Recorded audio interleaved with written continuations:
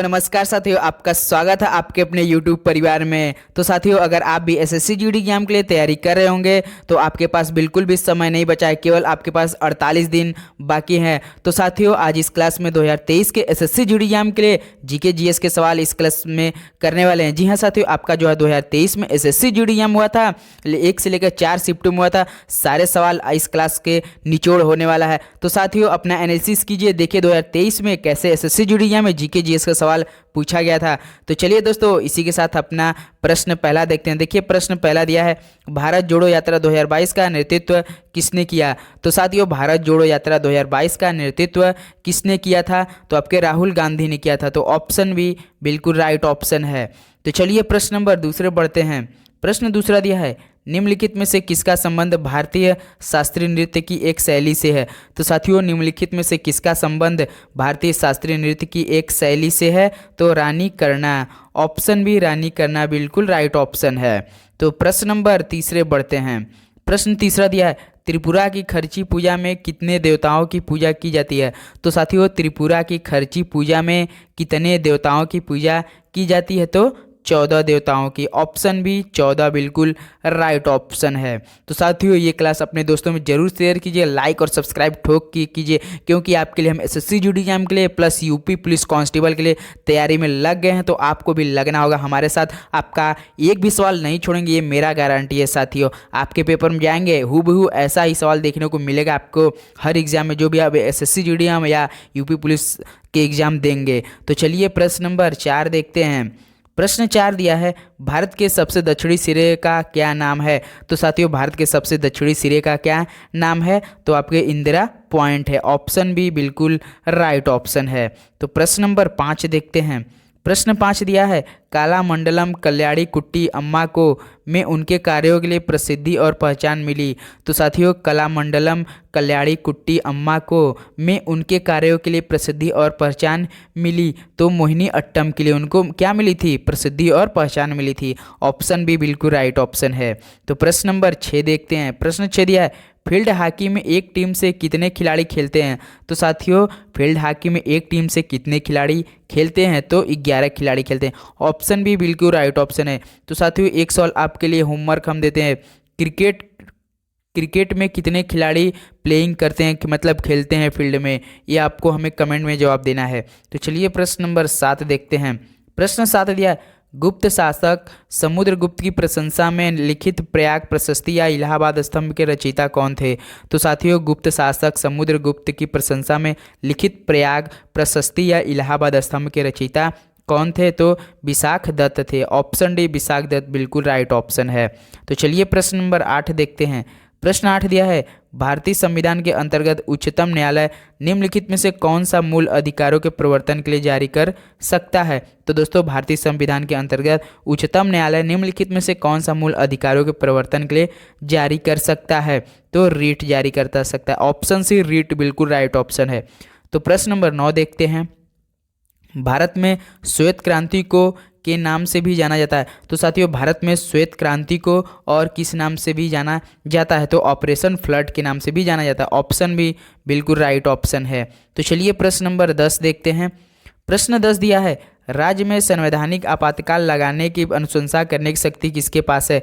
तो साथियों, राज्य में संवैधानिक आपातकाल लगाने की अनुशंसा करने की शक्ति किसके पास है, तो आपके उस राज्य के राज्यपाल के पास है। किसके साथ है, जो राज्य के राज्यपाल होते हैं। ऑप्शन सी बिल्कुल राइट ऑप्शन है। तो चलिए प्रश्न नंबर 11 देखते हैं। को गोल्डन फाइबर के रूप में जाना जाता है। किसको गोल्डन फाइबर के रूप में जाना जाता है, तो जूट को। ऑप्शन सी बिल्कुल राइट ऑप्शन है साथियों। तो प्रश्न नंबर 12 देखते हैं। प्रश्न 12 दिया है, सिलिकॉन डाइऑक्साइड का सामान्य नाम है। तो साथियों, सिलिकॉन डाइऑक्साइड का सामान्य नाम क्या होता है, तो क्वार्टज होता है। क्या साथियों, क्वार्टज। ऑप्शन ए बिल्कुल सही जवाब है। तो चलिए प्रश्न नंबर 13 पे चलते हैं। प्रश्न 13 दिया है, भारतीय संविधान की 7वीं अनुसूची से संबंधित है। तो साथियों, भारतीय संविधान की 7वीं अनुसूची किससे संबंधित है, तो यह केंद्र और राज्य के बीच शक्तियों के विभाजन से संबंधित है। किसके साथ, ये केंद्र और राज्य के बीच शक्तियों के विभाजन से। ऑप्शन सी बिल्कुल सही जवाब है। तो प्रश्न नंबर 14 देखते हैं। प्रश्न 14 दिया है, कथकली की उत्पत्ति मुख्य रूप से निम्नलिखित में से किस राज्य से हुई है। तो साथियों, कथकली की उत्पत्ति मुख्य रूप से निम्नलिखित में से किस राज्य से हुई है तो केरल से हुई। किससे साथियों? केरल से। ऑप्शन ए बिल्कुल सही जवाब है साथियों। तो प्रश्न नंबर 15 देखते हैं। प्रश्न 15 दिया है, कौटिल्य ने निम्नलिखित में से कौन सी पुस्तक लिखी थी? तो साथियों कौटिल्य ने निम्नलिखित में से कौन सी पुस्तक लिखी थी? ये भी सवाल आपके लिए हम होमवर्क में देते हैं।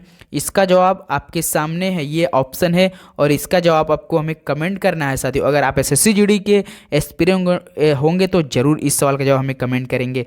तो प्रश्न नंबर 16 एक और आपके लिए होमवर्क, इस सवाल का जवाब हमें कमेंट किए, हम आपको रिप्लाई जरूर देंगे। तो प्रश्न 16 दिया है, स्वतंत्र भारत में पहली निर्वाचित संसद में अस्तित्व में आई। तो साथियों स्वतंत्र भारत में पहली निर्वाचित संसद में अस्तित्व में आई तो कब आई थी साथियों? ये अप्रैल 1952 में आई थी। ऑप्शन बी बिल्कुल राइट ऑप्शन है, 1952 अप्रैल के महीने में। तो प्रश्न नंबर 17 देखते हैं। प्रश्न 17 दिया, निम्नलिखित में से कौन सा देश 2019 दक्षिण एशियाई खेलों का हिस्सा नहीं था? तो साथियों कौन सा देश 2019 दक्षिण एशियाई खेलों का हिस्सा नहीं था? तो भूटान नहीं था। ऑप्शन डी भूटान बिल्कुल राइट ऑप्शन है। तो चलिए प्रश्न नंबर 18 देखते हैं। प्रश्न 18 दिया है, यूमलंबस गंभिनी देवी को किस कला रूप के लिए पद्मश्री से सम्मानित किया गया था? तो साथियों यूमलंबस गंभिनी देवी को किस कला रूप के लिए पद्मश्री से सम्मानित किया गया था? तो मणिपुरी के लिए। ऑप्शन ए बिल्कुल राइट ऑप्शन है। तो प्रश्न नंबर 19 देखते हैं। प्रश्न 19 दिया है, फ्लाइंग सिख मिल्खा सिंह निम्नलिखित में से किन खेलों में स्वर्ण पदक जीतने वाले पहले भारतीय थे? तो साथियों फ्लाइंग सिख मिल्खा सिंह निम्नलिखित में से किन खेलों में स्वर्ण पदक जीतने वाले पहले भारतीय थे? तो बता सकते हैं राष्ट्रमंडल खेल। ऑप्शन बी बिल्कुल राइट ऑप्शन है। तो प्रश्न नंबर 20 देखते हैं, भारतीय संविधान के किस अनुसूची में भारतीय गणराज्य की भाषाएं शामिल है? तो साथियों भारतीय संविधान की किस अनुसूची में भारतीय गणराज्य की भाषाएं शामिल है? तो बता सकते हैं। तो 8 ये हैं। ऑप्शन बी बिल्कुल राइट ऑप्शन है, 8 भाषाएं शामिल है। तो प्रश्न नंबर 21 मतलब 21, विशु एक पर्व है जो मुख्य रूप से भारत के दक्षिणी भाग में मनाया जाता है। तो साथियों विशु एक पर्व है जो मुख्य रूप से भारत के दक्षिणी भाग में मनाया जाता है, वो भी किसके द्वारा मना? हिंदू के द्वारा। ऑप्शन सी बिल्कुल राइट ऑप्शन है। तो चलिए प्रश्न नंबर 22 देखते हैं। प्रश्न 22 दिया, भारत में ग्रामीण रोजगार सृजन कार्यक्रम किस वर्ष में शुरू किया गया था? तो साथियों भारत में ग्रामीण रोजगार सृजन कार्यक्रम किस वर्ष में शुरू किया गया था? तो आपके 1995 में किया गया था। ऑप्शन बी बिल्कुल राइट ऑप्शन है। तो चलिए प्रश्न नंबर 23 देखते हैं। प्रश्न 23 दिया है, परिपथ में विद्युत धारा को द्वारा मापा जाता है। तो साथियों परिपथ में विद्युत धारा को किसके द्वारा मापा जाता है? तो ये अमीटर के द्वारा। किसके द्वारा? अमीटर के द्वारा। ऑप्शन भी बिल्कुल राइट ऑप्शन है।